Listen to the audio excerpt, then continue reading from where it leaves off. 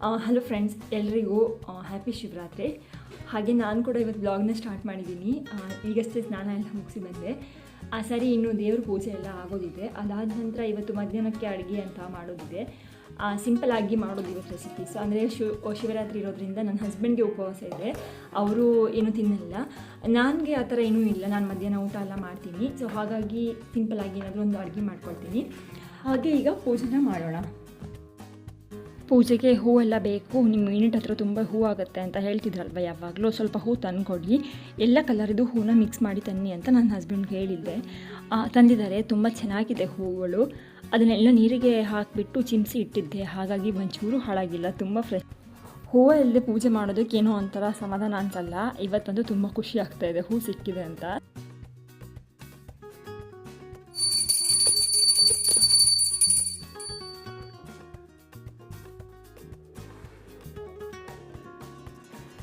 ಪೂಜೆ ಎಲ್ಲ ಮಾಡಿಕೊಂಡೆ, ತುಪ್ಪ ಹಾಕಿ ಇವತ್ತು ದೀಪ ಹಚ್ಚಿದೆ. ಅದು ಪಾಸಿಟಿವ್ ಎನರ್ಜಿನ ಕೊಡುತ್ತೆ ಅಂತ ಅಂದ್ಬಿಟ್ಟು ಆ ಥರ ಮಾಡಿದ್ದೀನಿ. ಹಾಗೆ ಇನ್ನೂ ಅಡುಗೆ ಕೆಲಸ ಎಲ್ಲ ಆಗಬೇಕು, ಅದನ್ನು ಮುಂದೆ ನೋಡೋಣ.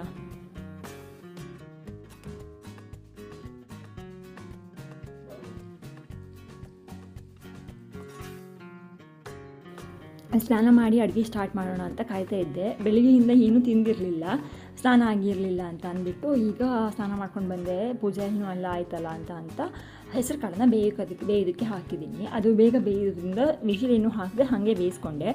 ಅದಕ್ಕೇ 1 ಕಪ್ ಆಗೋಷ್ಟು ಬೆಲ್ಲ ಹಾಕಿ ಒಂದು ಸ್ವಲ್ಪ ಚೂರು ಉಪ್ಪನ್ನು ಹಾಕಿದ್ದೀನಿ. ಜೊತೆಗೆ ನಿಮಗೆ ಫ್ಲೇವರಿಗೆ ಬೇಕು ಅಂತ ಅಂದರೆ 2 ಏಲಕ್ಕಿನ ಕೂಡ ಸೇರಿಸ್ಕೋಬೋದು. ಅದನ್ನು ಹಾಕಿಬಿಟ್ಟು ಕುದಿಸ್ಕೊಂಡು ಒಂದು ಲೋಟ ಕುಡಿಯೋಣ ಅಂತ ತಂದು ಕೂತ್ಕೊಂಡೆ. ನನ್ನ ಹಸ್ಬೆಂಡ್ ಬೇರೆ ಏನೂ ತಿಂದಿರಲಿಲ್ಲ, ಅವರಿಗೂ ಇದನ್ನೇ ಕೊಟ್ಟರಾಯಿತು, ಸಂಜೆ ತನಕ ಇದನ್ನೇ ಕುಡಿಲಿ ಅಂತ ಅಂದ್ಬಿಟ್ಟು ಅವ್ರಿಗೆ ಸ್ವಲ್ಪ ಜಾಸ್ತಿನೇ ಮಾಡಿಟ್ಟೆ. ಹಾಗೆ ನಾನು ಕುಡಿತಿರೋದು ನೋಡಿ ನನ್ನ ಮಗಳು ಬಂದಳು. ಸರಿ, ಅವಳಿಗೆ ಒಂದು ಸ್ವಲ್ಪ ಕೊಡ್ತೀನಿ ಕುಡಿ ಅಂತ ಹೇಳಿದ್ರೆ ಅವಳು ಇಲ್ಲ, ನನಗೆ ಪೂರ್ತಿ ಲೋಟನೇ ಬೇಕು ಅಂತ ಅಂದ್ಬಿಟ್ಟು ತೊಗೊಂಡು ಹೊರಟೇ ಬಿಟ್ಲು. ನಿನಗಲ್ಲ ನನಗೆ ತಂದಿದ್ದು ಅಂತ ಅಂದರು, ಕೇಳೋ ಸ್ಟೇಜಲ್ಲಿ ಇಲ್ಲ, ಸೀದಾ ಹೊರಟೇ ಹೋದ್ಲು.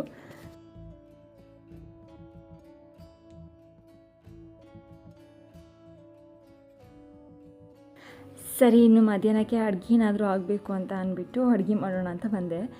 ಬೀನ್ಸ್ ಮತ್ತು ಆಲೂಗಡ್ಡೆ ತಂದಿರೋದಿದೆ. ಫಸ್ಟ್ ಅಂದ್ಕೊಂಡೆ ಬೀನ್ಸ್ ಮಾತ್ರ ಹಾಕಿ ಪಲ್ಯ ಮಾಡೋಣ ಅಂತ. ಬೇಡ, 1-2 ಆಲೂಗಡ್ಡೆ ಹಾಕಿದ್ರೂ ಚೆನ್ನಾಗಿರುತ್ತೆ ಅಂತ ಅಂದ್ಬಿಟ್ಟು ಬೀನ್ಸ್ ಮತ್ತು ಆಲೂಗಡ್ಡೆನ 2 ಸೇರಿಸ್ಬಿಟ್ಟು ಪಲ್ಯ ಥರ ಮಾಡ್ಕೊಳ್ತಾ ಇದ್ದೀನಿ. ಅಂದರೆ ಒಂದು ಸ್ವಲ್ಪ ಗ್ರೇವಿ ಥರ ಅಂತ ಅಂದ್ಕೋಬೋದು. ಆ ಥರ ಮಾಡಿಕೊಂಡ್ರೆ ಬಿಸಿ ಬಿಸಿ ಅನ್ನಕ್ಕೆ ಅದೇ ಥರ ಊಟ ಮಾಡೋದಕ್ಕೆ ಚೆನ್ನಾಗಾಗುತ್ತೆ. ಸಾರೇನು ಬೇಕು ಅಂತ ಇರಲ್ಲ. ನನಗೆ ಈ ಥರ ಅಭ್ಯಾಸ ಇದೆ, ನಾನು ಫ್ರೈಯಲ್ಲಿ ಅಥವಾ ಈ ಥರ ಪಲ್ಯದಲ್ಲಿ ಎಲ್ಲ ಊಟ ಮಾಡೋದಕ್ಕೆ ಬರುತ್ತೆ. ಆದರೆ ನನ್ನ ಹಸ್ಬೆಂಡು ಬರಲ್ಲ, ಅವ್ರಿಗೆ ಸಾಂಬಾರು ಬೇಕೇ ಬೇಕು. ನನ್ನ ಕಲಿಸ್ದೇ ಊಟ ಮಾಡೋದಕ್ಕೆ ಬರಲ್ಲ ಅವರಿಗೆ. ಸೊ ನನಗೆ ಅದು ಅಭ್ಯಾಸ ಇರೋದ್ರಿಂದ ನಾನು ಸಾಕು, ನನಗೊಬ್ಬಿಗೆ ಅಲ್ವಾ ಅಂತ ಅಂದ್ಬಿಟ್ಟು ಈ ಥರ ಸಿಂಪಲಾಗಿ ಮಾಡಿಕೊಂಡೆ. ಸಂಜೆಗೆ ಏನಾದರೂ ಚಪಾತಿ ಏನಾದರೂ ಮಾಡಿದ್ರೂ ಇದೇ ಪಲ್ಯ ಸಾಕಾಗುತ್ತೆ ಅಂತ ಸ್ವಲ್ಪ ಜಾಸ್ತಿನೇ ಮಾಡಿದೆ. ಇದನ್ನು ನಮ್ಮದೆಲ್ಲ ಸ್ನಾನ ಆಗಿತ್ತು, ನನ್ನ ಮಗಳು ಸ್ನಾನ ಆಗಿದ್ದಿರಲಿಲ್ಲ. ಸ್ವಲ್ಪ ಸಮಯ ಬಿಟ್ಟು ಮಾಡಿಸೋಣ, ಮಧ್ಯಾಹ್ನ ಹೊತ್ತಾಗಲಿ ಅಂತ ಕಾಯ್ತಾ ಇದ್ದೆ. ಸರಿ, ಈಗ ಮಾಡಿಸ್ಕೊಂಡು ಬಂದೆ ಸ್ನಾನನ. ಮತ್ತು ಅವಳಿಗೆ ರೆಡಿಯೆಲ್ಲ ಮಾಡಬೇಕಲ್ಲ, ಕ್ರೀಮೆಲ್ಲ ಆಯಿಲೆಲ್ಲ ಹಚ್ಚಿ ರೆಡಿ ಮಾಡಿದೆ.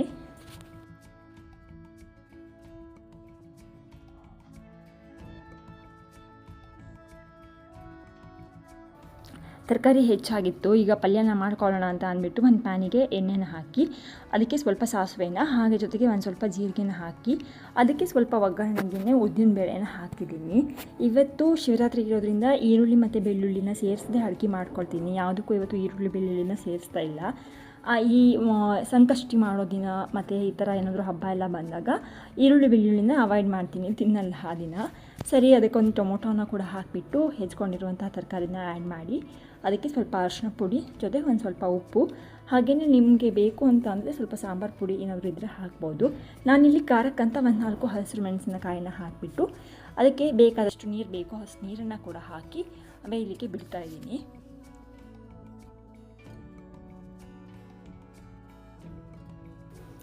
ಹಾಗೆ ಇದು ಸಂಜೆಗೆ ಬ್ಲಾಗ್ನ ಕಂಟಿನ್ಯೂ ಮಾಡ್ತಾ ಇರೋದು. ಸಂಜೆಗೆ ಸ್ನ್ಯಾಕ್ಸ್ ಏನಾದರೂ ಒಂದು ಮಾಡೋಣ ಅಂತ ಅಂದ್ಬಿಟ್ಟು ಕಾರ್ನ್ ಇತ್ತಲ್ವ, ಕಾರ್ನನ್ನು ಬೇಯಿಸಿ ಅದಕ್ಕೆ ಚಾಟ್ ಮಸಾಲ, ಪೆಪ್ಪರು, ಅದ್ರ ಜೊತೆಗೆ ಒಂಚೂರು ಬ್ಲ್ಯಾಕ್ ಸಾಲ್ಟನ್ನು ಹಾಕಿಬಿಟ್ಟು ರುಚಿಗೆ ಬೇಕಾದಷ್ಟು ಉಪ್ಪನ್ನು ಹಾಕಿ ಒಂದು ಕಾರ್ನ್ ಸಲಾಡ್ ಏನಂತಾರೆ ಇದನ್ನು, ಕಾರ್ನ್ ಮಾಡ್ಕೊಳ್ತಾ ಇದ್ದೀನಿ, ಸ್ವೀಟ್ ಕಾರ್ನ್. ಚೆನ್ನಾಗಿರುತ್ತೆ ಇದು. ನನ್ನ ಹಸ್ಬೆಂಡ್ ಏನೂ ತಿನ್ನಲ್ಲ ಅಂತ ಕೂತಿದ್ರು ಬೆಳಗ್ಗೆಯಿಂದ. ಈಗ ನಾನೇ ಸ್ವಲ್ಪ ಭಂಗ ಮಾಡ್ತಾಯಿದ್ದೀನಿ ಅನಿಸುತ್ತೆ, ಯಾಕಂದರೆ ಅವರಿಗೆ ಕಾರ್ನ್ ಇಷ್ಟ. ಅದ್ರ ಜೊತೆಗೆ ಬೆಳಿಗ್ಗೆಯಿಂದ ಏನೂ ತಿಂದಿಲ್ಲ. ಮತ್ತು ಒಂದು ವಾರದಿಂದನೇ ಆಯಿತು ಹೆಚ್ಚು ಕಡಿಮೆ. ದಿನಾಲೂ ಡ್ಯೂಟಿ, ಬೆಳಿಗ್ಗೆನೂ ಡ್ಯೂಟಿ, ರಾತ್ರಿನೂ ಡ್ಯೂಟಿ ಇರುತ್ತೆ. ನಿದ್ದೆ ಎಲ್ಲ ಸರಿ ಆಗ್ತಾಯಿಲ್ಲ. ಹಾಗಾಗಿ ನಾನು ತುಂಬ ನಿದ್ದೆಗೆಟ್ಟು ಅದ್ರ ಜೊತೆಗೆ ಉಪವಾಸನೂ ಮಾಡಿದ್ರೆ ಆಗಲ್ಲ ಅಲ್ವಾ, ಯಾರಿಗಾದರೂ ತಲೆಯೆಲ್ಲ ದುಡ್ದಂಗೆ ಆಗುತ್ತೆ ಬೇರೆ ಅಂತ ಅಂತಿದ್ರು ಮೊನ್ನೆನೇ. ಸರಿ ಅದು ಬೇಡ, ತುಂಬ ಆ ಥರ ಎಲ್ಲ ಮಾಡ್ಕೊಂಡು ಹೋಗಬೇಕು ಅಂತ ಏನಿಲ್ಲ, ಕಾಯಕನೇ ಕೈಲಾಸ ಅಂತ ಅಂದ್ಬಿಟ್ಟು ಸ್ವಲ್ಪ ತಿನ್ನಿ ಇದನ್ನು, ಏನೂ ಪರವಾಗಿಲ್ಲ, ಇದೇನು ಆ ಥರ ತೊಂದರೆ ಆಗಲ್ಲ, ತಿಂದರು ಏನೂ ಇದಿಲ್ಲ, ಸ್ವೀಟ್ ಕಾರ್ನ್ ಅಲ್ವಾ ಅಂತ ಅಂದ್ಬಿಟ್ಟು ಕೊಟ್ಟೆ ಅವರಿಗೆ. ಜೊತೆಗೆ ಇವತ್ತು ನೈಟ್ ಬೇರೆ ಮತ್ತೆ ಡ್ಯೂಟಿ ಇದೆ, ಹಾಗೆ ಹೊಸ್ಕೊಂಡು ಹೋಗೋದು ಬೇಡ, ಅದೇನು ಇಲ್ಲದೇ ಯಾವಾಗಲೂ ಉಪವಾಸ ಮಾಡೋರಿಗಾದರೆ ಅಭ್ಯಾಸ ಇರುತ್ತೆ. ಇವರು ವರ್ಷಕ್ಕೆ ಒಂದು ಸತಿ ಮಾಡೋರಿಗೆ ಹೀಗೆ ಅಭ್ಯಾಸ ಇರಬೇಕು, ಗೊತ್ತಿಲ್ಲ ಅದ್ರ ಬಗ್ಗೆ ಎಲ್ಲ. ಸರಿ, ನಾನು ಆ ಥರ ಮಾಡೋದು ಬೇಡ, ಚಪಾತಿನ ಮಾಡಿಕೊಡ್ತೀನಿ, ಚಪಾತಿ ತಿಂದ್ಕೊಂಡು ಹೋಗಿ ಅಂತ ಅಂದ್ಬಿಟ್ಟು ನಾನೇ ಹೇಳಿ ಚಪಾತಿನ ಮಾಡಿಕೊಡ್ತೀನಿ.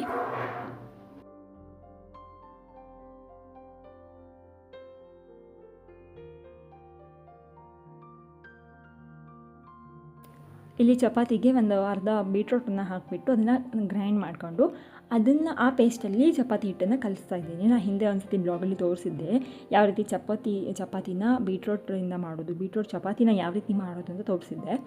ಸರಿ, ಇವತ್ತು ಕೂಡ ಹಾಗೆ ಮಾಡ್ಕೊಳ್ತಾ ಇದ್ದೀನಿ. ಇದಕ್ಕೆ ಅರಿಬೇಕಾದ್ರೇ ಸ್ವಲ್ಪ ಉಪ್ಪು ಮತ್ತು ಸಕ್ಕರೆನ ಹಾಕಿನೇ ಮಿಕ್ಸಿ ಮಾಡಿಟ್ಟಿರ್ತೀನಿ. ಹಾಗಾಗಿ ಆ ಪೇಸ್ಟಿಗೆ ಡೈರೆಕ್ಟಾಗಿ ಗೋಧಿ ಹಿಟ್ಟನ್ನು ಹಾಕಿಬಿಟ್ಟು ಕಲಿಸ್ಕೊಂಡ್ರೆ ಚಪಾತಿ ಚೆನ್ನಾಗೇ ಆಗುತ್ತೆ. ಇದು ಸ್ವಲ್ಪ ಸಾಫ್ಟ್ ಆಗಲಿ, ಅಂದರೆ ಸ್ವಲ್ಪ ಚಪಾತಿ ಹಿಟ್ಟು ಕಲಸಿದ ತಕ್ಷಣ ಮಾಡಿದ್ರೆ ಚಪಾತಿ ಸಾಫ್ಟ್ ಬರಲ್ಲ. ಹಾಗಾಗಿ ಸ್ವಲ್ಪ ಕಲಸಿಟ್ಟು ದೇವ್ರದ್ದೆಲ್ಲ ಪೂಜೆ ಎಲ್ಲ ಮಾಡೋದಿದೆ, ದೀಪ ಹಚ್ಚೋದೆಲ್ಲ ಇದೆಯಲ್ಲ, ಅದನ್ನೆಲ್ಲ ಮುಗಿಸ್ಬಂದು ಚಪಾತಿ ಮಾಡಿಕೊಡ್ತೀನಿ.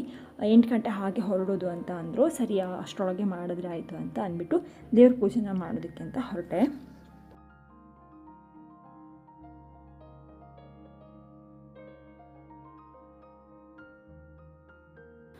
ನಮಗೆ ಇಲ್ಲಿ ಹತ್ತಿ ಬತ್ತಿ ಸಿಗಲ್ಲ, ಅದೇನೋ ಬೇರೆ ಥರ ಬತ್ತಿ ಕೊಡ್ತಾರೆ, ಅದಷ್ಟು ಚೆನ್ನಾಗಿ ಅನಿಸಲ್ಲ, ಅಂದರೆ ಸ್ಟಿಫಾಗಿ ಇರಲ್ಲ ಆ ಬತ್ತಿ. ಮತ್ತು ಅದು ಬೇಗ ಉರಿದೋಗ್ಬಿಡುತ್ತೆ, ಬತ್ತಿನೂ ಕೂಡ ಬೇಗ ಉರಿದೋಗ್ಬಿಡುತ್ತೆ, ಅದಷ್ಟು ಕಂಫರ್ಟ್ ಅಂತ ಅನಿಸಲ್ಲ ಅಂದ್ಬಿಟ್ಟು ನಾನೇ ಹತ್ತಿನ ತರಿಸ್ಕೊಂಡು ಅದನ್ನೆಲ್ಲ ಬತ್ತಿ ಮಾಡಿ ದೇವ್ರಿಗೆ ದೀಪ ಹಚ್ಚೋದು ಆ ಥರನೇ ಮಾಡ್ಕೊಳ್ತಾ ಇದ್ದೀನಿ. ನನಗಿದೇ ಸರಿ ಅನಿಸುತ್ತೆ ಸ್ವಲ್ಪ. ನನ್ನ ಮಗಳು ದೇವ್ರ ಭಕ್ತಿ ನೋಡಿದ್ರೆ ಸಾಕ್ಷಾತ್ ಶಿವನೇ ಪ್ರತ್ಯಕ್ಷ ಆದರೂ ಅದರಲ್ಲಿ ಆಶ್ಚರ್ಯ ಪಡೋದಕ್ಕಿಲ್ಲ, ಅಷ್ಟು ಇಷ್ಟಪಟ್ಟು ದೇವ್ರ ಪೂಜೆನೆಲ್ಲ ಮಾಡ್ತಾಳೆ. ನೀಡು ಶಿವ ನೀಡದಿರು ಶಿವ, ಬಾಗೋದು ಎನ್ನ ಕಾಯ, ನೀಡು ಶಿವ ನೀಡದಿರು ಶಿವ, ಬಾಗೋದು ಎನ್ನ ಕಾಯ, ನಾನೇಕೆ ಅಂಜಲಿ ನೀನನ್ನ ಬಲಿ, ನೀಡು ಶಿವ ನೀಡದಿರು ಶಿವ, ಬಾಗೋದು ಎನ್ನ ಕಾಯ. ದಿನಾಲೂ ಭಜನೆ ಮಾಡಬೇಕಾದ್ರೂ ನನ್ನ ಮಗಳು ಇದೇ ಥರ ಬಂದು ಕೂತ್ಕೊಂಡು ಅವಳು ತಾಳ ತಟ್ಟೋದು ಇದೇ ಥರ ಸಣ್ಣಿಂದನೇ ಈ ಅಭ್ಯಾಸನ ಅವಳು ಕಲ್ತ್ಕೊಂಡಿದ್ದಾಳೆ. ಅಂತಂದರೆ ಈಗ ಮಕ್ಕಳು ಬೆನ್ನು ಗಟ್ಟಿಯಾಗಿ ಯಾವ ಥರ ಕೂತ್ಕೊತಾರಲ್ವ, ಅಂದರೆ ಒಂದು 6 ಮಂತ್ ಹಾಗೆಯೇ ನಾನು ಭಜನೆ ಮಾಡಬೇಕಾದ್ರೆ ಅವಳನ್ನ ಈ ಥರ ಕೂರಿಸ್ಕೊತಿದ್ದೆ, ಅಲ್ಲಿಂದನೇ ಅವಳಿಗೆ ಅಭ್ಯಾಸ ಆಗಿಬಿಟ್ಟಿದೆ. ಈಗ ಭಜನೆ ಮಾಡಬೇಕಾದ್ರೆ ದಿನ ಬರ್ತಾಳೆ ಇದೇ ಥರ ಅವಳದು ಡ್ಯಾನ್ಸು ಅಥವಾ ಅವಳಿಗೆ ಏನು ಅನಿಸುತ್ತೋ ಅದನ್ನೆಲ್ಲ ಮಾಡೋದು. ಹಾಗೆ ಮಧ್ಯೆ ಅವಳು ಹಾಡು ಹೇಳೋದಕ್ಕೆ ಟ್ರೈ ಮಾಡ್ತಾಳೆ, ಅಂತ ಏನೋ ಅವಳದೇ ಒಂದು ಇದರಲ್ಲಿ. ಅದನ್ನು ನಾನು ನೆಕ್ಸ್ಟ್ ಟೈಮ್ ಎಲ್ಲಾದರೂ ವಿಡಿಯೋ ಮಾಡಿ ಹಾಕೋದಕ್ಕಾಗತ್ತಾ ಅಂತ ಟ್ರೈ ಮಾಡ್ತೀನಿ. ಏನಂತ ಅಂದರೆ ಈ ಮಕ್ಕಳಲ್ಲಿ ಸಣ್ಣಿಂದನೇ ಒಂದು ದೇವರ ಭಕ್ತಿನ ಮೂಡಿಸ್ಬೇಕು ನಾವು. ಆಗ ಯಾರೂ ಇಲ್ಲ ಅಂತ ಅಂದರೂ ಕಾಣದ ಶಕ್ತಿ ಒಂದು ನಮ್ಮನ್ನ ಕೈ ಹಿಡಿಯುತ್ತೆ ಅಂತ ಮಕ್ಕಳಿಗೆ ಮುಂದೆ ಅರ್ಥ ಆಗ್ತಾ ಹೋಗ್ತದೆ. ಹಾಗಾಗಿ ಎಲ್ಲ ಮನುಷ್ಯರಿಗಿಂತ ದೇವರು ತುಂಬ ಮಿಗಿಲಾದವನು, ಅಥವಾ ಅದ್ರ ಮೇಲೆ ನಂಬಿಕೆ ಇಟ್ಟರೆ ಏನೂ ನಾವು ಸಿದ್ಧಿ ಮಾಡ್ಬೋದು ಅಂತ ಅಂದ್ಬಿಟ್ಟು ಮಕ್ಕಳಿಗೆ ಅದನ್ನು ಅನುಭವಿಸ್ಬೇಕು. ಅದಕ್ಕೋಸ್ಕರ ಮಕ್ಕಳಿಗೆ ಸಣ್ಣಿಂದನೇ ದೈವ ಭಕ್ತಿನ ಹೇಳ್ಕೊಡ್ಬೇಕು ಅಂತ ಅಂದ್ಬಿಟ್ಟು ನಾನು ಚಿಕ್ಕಿಂದನೇ ಈ ಥರ ಎಲ್ಲದಕ್ಕೂ ಕರ್ಕೊಳ್ತಾ ಇದ್ದೆ.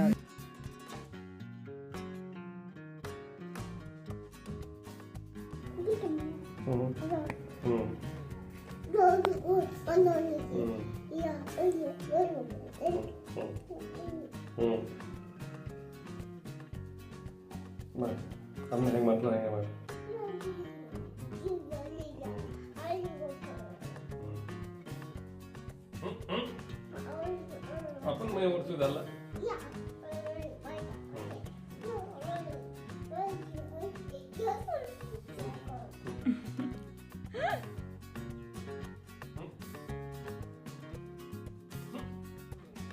ಮಾಡ ಅಮ್ಮ ಹೆಂಗ್ ರೊಟ್ಟಿ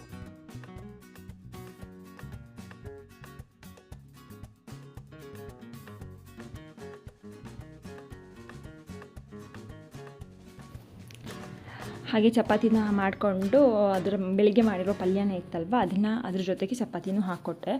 ಅವರು ಇದನ್ನು ತಿಂದ್ಕೊಂಡು ಡ್ಯೂಟಿಗೆ ಅಂತ ಹೊರಟರು. ಆಗಲೇ ಟೈಮ್ ಆಗೋಯ್ತು ಅವರಿಗೆ. 8 ಗಂಟೆ ಶಿಫ್ಟ್ ಇದೆ ಅಂತ ಅಂದರೆ ಒಂದು 7:30 ಹಾಗೆ ಮನೆ ಬಿಡಬೇಕಾಗತ್ತೆ. ಹೋಗೋದಕ್ಕೆ ಅಷ್ಟು ದೂರ ಇದೆ ಮನೆಯಿಂದ ಅವ್ರಿಗೆ ಹೋಗೋ ಡ್ಯೂಟಿ ಪ್ಲೇಸು. ಸೊ ಹಾಗಾಗಿ ಬೇಗ ಅವ್ರು ತಿಂಡಿ ತಿಂದ್ಕೊಂಡು ಬೇಗ ಹೊರಟರು. ನಾನು ಬೇಗ ಬೇಗ ಅಂತ ಅವರಿಗೆ ಮಾಡಿಕೊಟ್ಟೆ ಇದನ್ನು ಚಪಾತಿನ.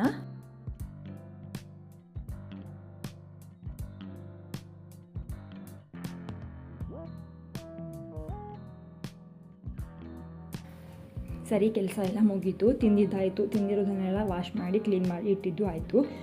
ಇನ್ನೂ ಏನು ಮಲಗೋ ಸಮಯ ಬಂದೇ ಬಿಡ್ತು. ಅದಕ್ಕಿಂತ ಮುಂಚೆ ನಾನು ಆ ದಿನ ಹೇಗೋಯಿತು ಅನ್ನೋದ್ರ ಬಗ್ಗೆ ನನಗೆ ಅನಿಸಿರೋದನ್ನು ನಾನು ಡೈರಿಯಲ್ಲಿ ಬರೆಯೋದನ್ನು ಚಿಕ್ಕಿಂದನೂ ಅಭ್ಯಾಸ ಮಾಡ್ಕೊಂಡು ಬಂದಿರೋದು.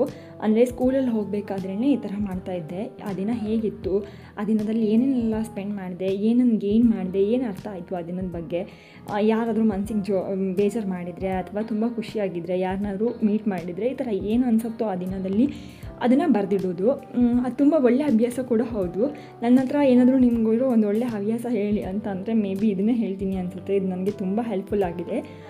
ಬರಿತೀನಿ, ಏನನ್ಸುತ್ತೆ ಅದನ್ನೆಲ್ಲ ಬರಿತೀನಿ. ಯಾವತ್ತೋ ಒಂದಿನ ಅದನ್ನು ಓದ್ತೀನಿ ಮತ್ತು ನಾನೇ. ಆಗಂತೂ ತುಂಬ ಮಜಾ ಅನಿಸುತ್ತೆ. ಯಾಕಂದರೆ ಯಾವತ್ತೂ ಬೇಜಾರು ಮಾಡ್ಕೊಂಡು ಬರೆದಿರ್ತೀನಿ, ಯಾರೋ ಹಿಂಗಂದರು, ಅದಕ್ಕೆ ನಂಗೆ ತುಂಬ ಬೇಜಾರಾಗಿದೆ, ನಾನು ಅದಕ್ಕೋಸ್ಕರ ಅತ್ತೆ ಮರ್ಕದೆ ಅಂತ ಏನೋ ಬರೆದಿರ್ತೀನಿ ಅಂತ ಅಂದ್ಕೊಳ್ಳಿ. ಅದನ್ನು ಮುಂದೊಂದು ದಿನ ಓದಬೇಕಾದ್ರೆ ತುಂಬ ನಗು ಬರೋದು. ಇಷ್ಟೇ ಸಿಕ್ಕ ವಿಷಯಕ್ಕೆ ಅಷ್ಟೇ ಯಾಕೆ ಬೇಜಾರು ಮಾಡಿಕೊಂಡೆ, ಅವ್ರು ಯಾರೋ ಏನೋ ಅಂದ್ರಂತ ನಾನು ಯಾಕೆ ಯೋಚನೆ ಮಾಡಿದೆ, ಈಗ ಅವ್ರು ನನ್ನ ಜೀವನದಲ್ಲಿ ಏನೂ ಅಲ್ಲ, ಅವ್ರು ಎಲ್ಲಿದ್ದಾರೆ ಅಂತಲೂ ಗೊತ್ತಿಲ್ಲ, ಹಾಗೆಲ್ಲ ಅನಿಸೋದು.